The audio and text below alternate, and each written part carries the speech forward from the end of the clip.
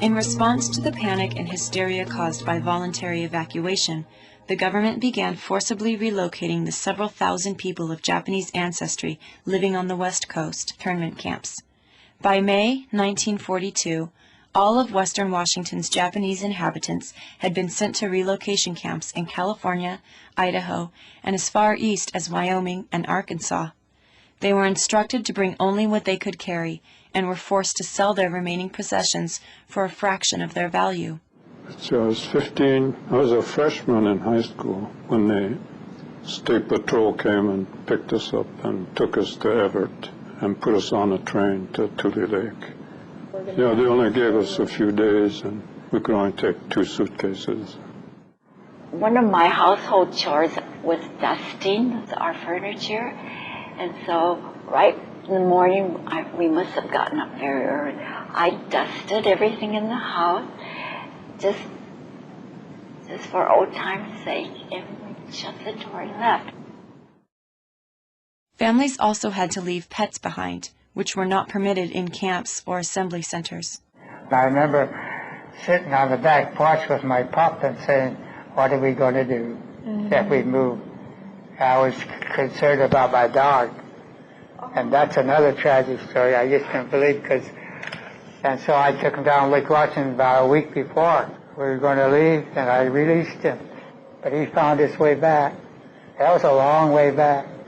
So the only thing I could do was call the dog pound, and they took him. The camps were cramped, dusty, and ill-equipped for the 120,000 people of Japanese ancestry who were housed there.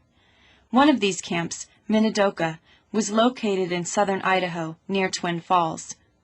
Even while the war was going on, some families and individuals were able to move out of these camps to eastern Washington. Because it was located in Military Zone 3, eastern Washington was considered an acceptable area for Japanese to live in. In 1943, we relocated to Spokane. My father went to Lamona to work for the Great Northern. It's just east of Spokane.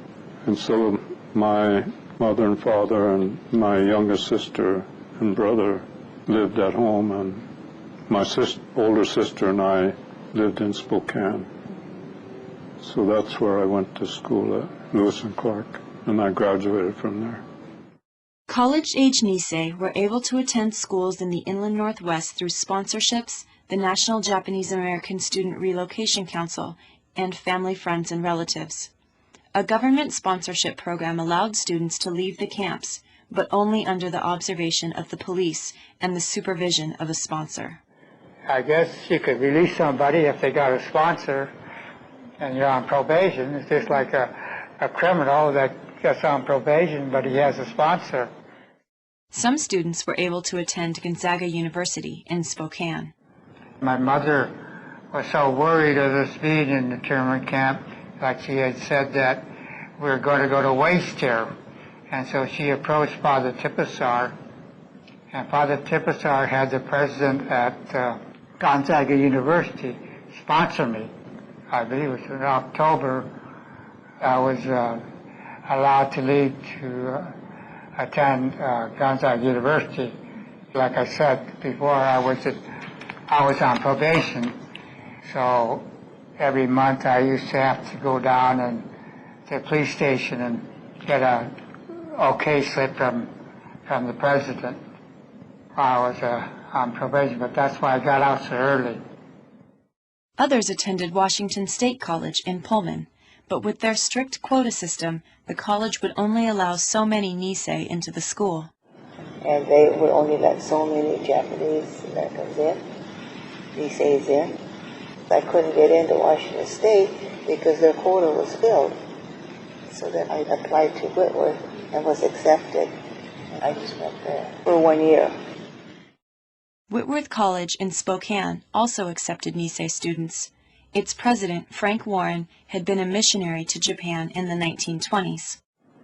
There were quite a few Japanese Americans going there at the time during the war, so I knew every one of them. Due to the housing shortage, 4 female Japanese American students were crammed into one of the dorm rooms on Whitworth's campus. They put us all in one small room. It was really only for 2 people, but they put 4 of us in there. And our closet space was no more than about 12 inches. Well, we didn't have very many clothes in the first place, but my goodness, that isn't much space for your clothes.